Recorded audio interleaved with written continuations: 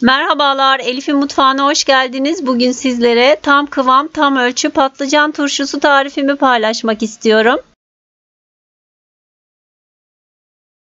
Yeni tariflerimden haberdar olabilmek için kanalıma abone olup zile basarak bildirimleri açmayı unutmayınız. 1 kilo küçük boy patlıcanın sap kısımlarını kesiyorum, yeşil kısımlarını temizliyorum. Ve bıçakla ortasından bir kesik atıyorum. Patlıcanları yıkıyorum. Ve bol miktarda kaynayan suyun içerisine patlıcanları atıyorum.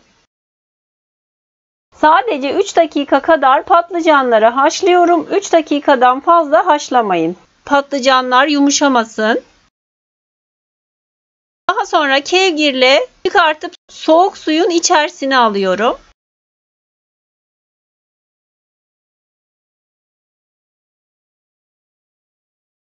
Patlıcanı haşlamış olduğum suyun içerisine yarım demet kadar yıkanmış kereviz sapını ekliyorum. 1-2 dakikada kereviz sapını haşlıyorum ve kevgirle çıkartıyorum.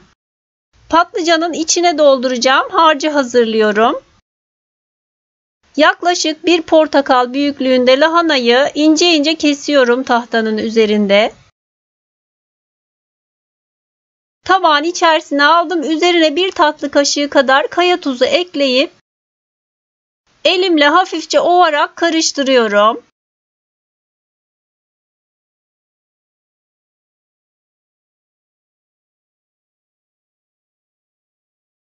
...4-5 tane kadar sivri biberin içini temizledim. İnce ince doğruyorum.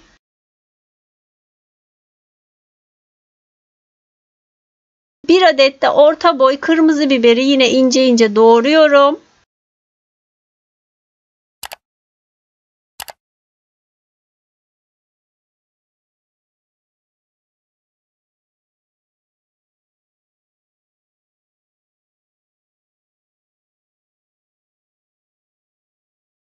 Biberleri de lahananın üzerine ekliyorum. Ve üzerine bir baş küçük küçük doğranmış olan sarımsağı ekliyorum. Kaşıkla karıştırıyorum.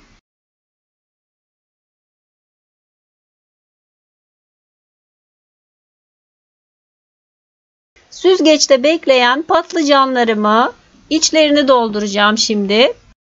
Kereviz sapını tabağın üzerine yerleştirdim. Patlıcana daha önce kesik atmıştım. Oradan patlıcanın içini açıyorum ve içine aldığı kadar lahanalı harçtan dolduruyorum.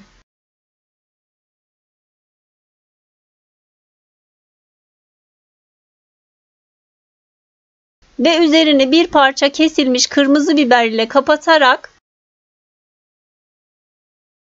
kereviz sapını üzerine sararak bağlıyorum. Bakın videoda gördüğünüz şekilde tüm patlıcanlarımı bu şekilde hazırlıyorum.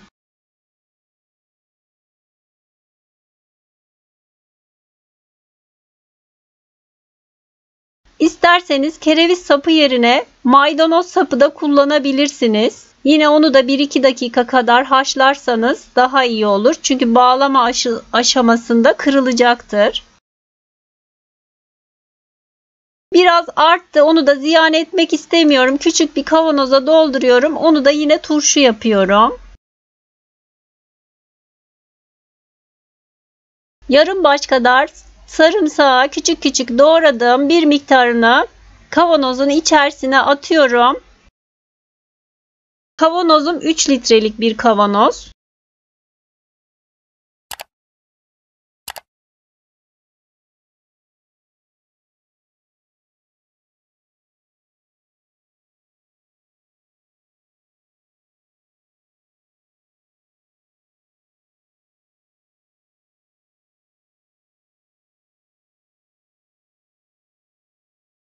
Tüm patlıcanlarımı yerleştirdim. Üzerine kalan kereviz saplarını ve yapraklarını üzerine yerleştiriyorum. Kalan sarımsakları da üzerine atıyorum.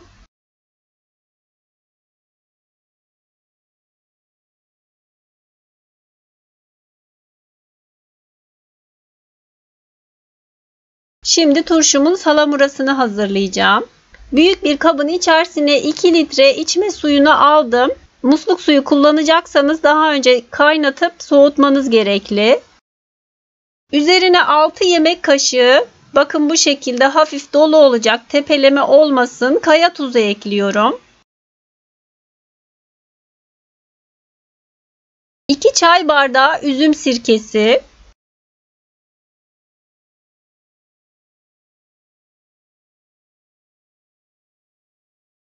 1 tatlı kaşığı şeker. 2 çay kaşığı limon tuzu ekliyorum.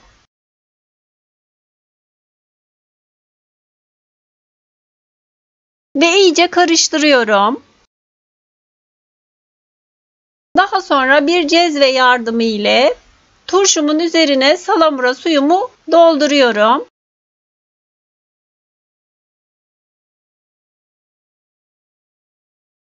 Suyumdan da az bir miktarda arttı.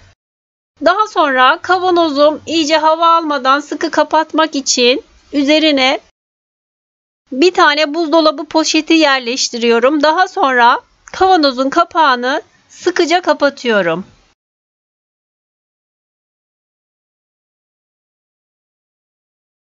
Turşum hazır. Bu şekilde turşumu serin ve güneş görmeyen bir yerde yaklaşık 15 gün kadar bekletiyorum.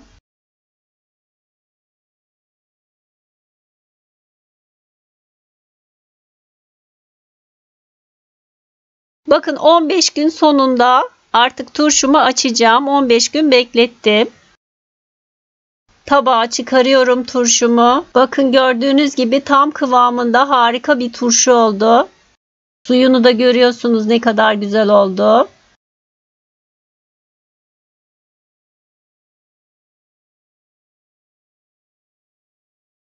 İçini de sizlere göstermek istiyorum.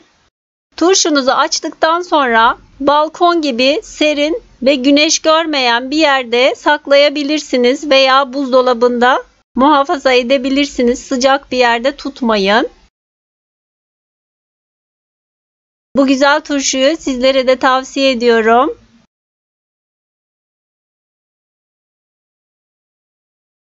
Deneyecek olanlara şimdiden kolay gelsin, afiyet olsun. Videomu izlediğiniz için teşekkürler.